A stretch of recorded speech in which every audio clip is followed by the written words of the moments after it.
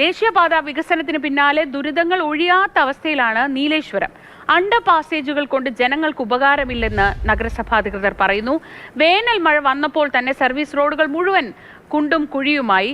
Sarang S Suresh വിവരങ്ങളുമായി കാസർഗോഡ് നിന്ന് ചേരുന്നു. സാരംഗ്, ഈ ദേശീയപാത വികസനം വരുമ്പോൾ എല്ലാം എളുപ്പത്തിലാവും, എല്ലാം സന്തോഷമാവും. അതുവരെ ഈ ബുദ്ധിമുട്ടൊക്കെ സഹിക്കാമെന്ന് കരുതിയാണ് മിക്കവാറും ഈ റോഡ് പണി നടക്കുമ്പോഴൊക്കെ എല്ലാവരും ആശ്വസിക്കുന്നത്. പക്ഷെ ഇതിപ്പോൾ പണി കഴിഞ്ഞപ്പോഴും ദുരിതം ഒഴിയാത്ത അവസ്ഥയിലാണോ നീലേശ്വരംകാർ? അവിടെ എന്തൊക്കെയാണ് പ്രധാനപ്പെട്ട ബുദ്ധിമുട്ടുകൾ? Sreeja, good morning. ദേശീയപാതയുടെ പണി കഴിയുമ്പോഴേക്ക് നാട്ടുകാർക്ക് പണി കിട്ടുന്ന അവസ്ഥയിലേക്കുള്ള കാഴ്ചകൾ തന്നെയാണ് നമുക്ക് നീലേശ്വരത്ത് നിന്ന് കാണാൻ സാധിക്കുന്നത്. ഇപ്പോൾ ഞാൻ നിൽക്കുന്ന ഒരു മേഖല, ഇത് നീലേശ്വരം നഗരത്തിലെ ഏറ്റവും പ്രധാനപ്പെട്ട ഒരു ഭാഗമാണ്.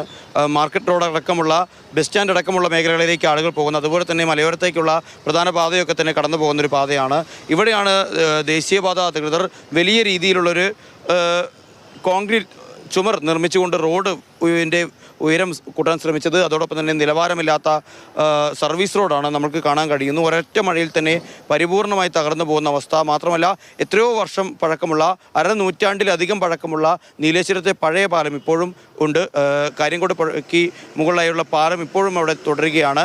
ആ പാലത്തിന് മുകളിലൂടെ ദേശീയപാതയുടെ ഒരു 2 വരിയുടെ യാത്ര അതിലൂടെ നടത്തണമെന്നുള്ള കാഴ്ചപ്പാടിലേക്ക്, ആ തീരുമാനത്തിലേക്ക് ഒക്കെ തന്നെ ദേശീയപാത അധികൃതർ കടന്നു പോവുകയാണ്. എന്നാൽ അത് വലിയ രീതിയിലുള്ള പ്രയാസം നാട്ടുകാർക്കുണ്ടാക്കുന്നു. മാത്രമല്ല, നീലേശ്വരം നഗരസഭ എന്നത് വടക്ക് നിന്ന് നമ്മൾ നോക്കുമ്പോൾ ദേശീയപാത നേരിട്ട് കടന്നു പോകുന്ന രണ്ടാമത്തെ ഒരു നഗരസഭയാണ്. അതിൻ്റെ പ്രധാന ഭാഗങ്ങൾ മത്സ്യത്തൊഴിലാളികളടക്കം താമസിക്കുന്ന കോട്ടപ്പുറം ഭാഗം, തീരദേശ മേഖല പ്രധാന നഗരത്തിൽ നിന്ന് ഒറ്റപ്പെട്ടു പോകുന്ന അവസ്ഥയുണ്ടെന്നുള്ളൊരു ആരോപണം കൂടി വ്യാപകമായി വരുന്നുണ്ട്. ഇപ്പോൾ നഗരസഭയുടെ പ്രധാനപ്പെട്ട നേതാക്കളെല്ലാവരും തന്നെ നമ്മളോടൊപ്പം ചേരുന്നുണ്ട്. അവിടെ നഗരസഭ അഡ്ഹോക് സമിതി വലിയ രീതിയിലുള്ള സമരപരിപാടികളുമായി മുന്നോട്ടേക്ക് പോവുകയാണ്.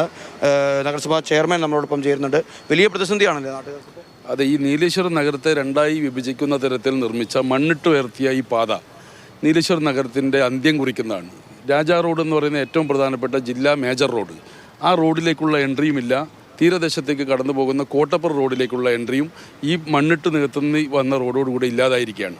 അതുകൊണ്ട് തന്നെയാണ് നഗരസഭ നേതൃത്വം കൊടുത്തുകൊണ്ട് നീലേശ്വരത്തെ എല്ലാ രാഷ്ട്രീയ പാർട്ടികളെയും സന്നദ്ധ സാമൂഹ്യ സംഘടനാ പ്രവർത്തകരെയും എല്ലാം ചേർത്ത് പിടിച്ചുകൊണ്ട് ഇത്തരമൊരു അനിശ്ചിതകാല സമരം നടത്തിയത്.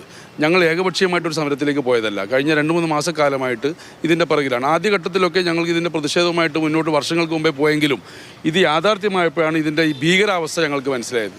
അതുകൊണ്ട് തന്നെ 4 ആവശ്യങ്ങൾ ഞങ്ങൾ ഉന്നയിച്ചു. ഒന്ന്, ഇവിടെ ഈ മണ്ണിട്ട് ഉയർത്തിയ ഈ എംബാങ്ക്ഡ് ബ്രിഡ്ജിന് പകരം എലിവേറ്റഡ് ആകാശപാത നിർമ്മിക്കണം. രണ്ടാമത്, ഈ തൊട്ടിപ്പുറത്ത് കാണുന്ന പാലം 1958 നിർമ്മിച്ച ഏറ്റവും പഴകിയ അപകടാവസ്ഥയിലുള്ള പാലമാണ്.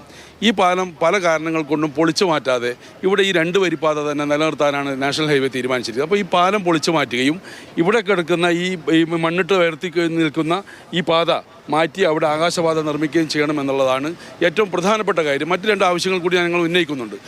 ഇവിടെ തൊട്ടപ്പുറത്തുള്ള ഒരു കരുവാശ്ശേരി എന്ന് പറയുന്ന പ്രദേശത്തെ ആളുകൾക്ക് കടന്നു പോകാനുള്ള വഴി പോലുമില്ല. മറ്റൊന്ന്, ഇവിടെ ഒരു പുതുതായി നിർമ്മിച്ച ഒരു കച്ചേരിക്കടവ് പാലത്തിലേക്കുള്ള എൻട്രി എക്സിറ്റ്. പക്ഷേ ഏറ്റവും ഫോക്കസ് ചെയ്തുകൊണ്ട് ഞങ്ങൾ പറയുന്ന ഈ ഒരു കാര്യമാണ്, ഈ നീലേശ്വരം നഗരത്തെ വിഭജിക്കുന്ന ഇത് മാറ്റി ആകാശപാത വേണമെന്നുള്ളതാണ്. അത് അനിശ്ചിതകാല സമരത്തിലേക്ക് പോകുന്നത് ഞങ്ങൾ 4ാം ഘട്ടത്തിലാണ്. നിരവധി തവണ ഉദ്യോഗസ്ഥന്മാരുമായിട്ടും NHന്റെ അധികൃതരുമായിട്ടും മേഘാ കമ്പനിയുമായിട്ടും ഒക്കെ നിരവധി തവണ ബന്ധപ്പെട്ടു, നിവേദനങ്ങൾ നൽകി. പക്ഷേ ഒന്നും ഒരു നിർവാഹമില്ലാത്ത ഘട്ടത്തിൽ നഗരസഭ തന്നെ നേതൃത്വം കൊടുത്ത് സമരം നടത്തുകയാണ്.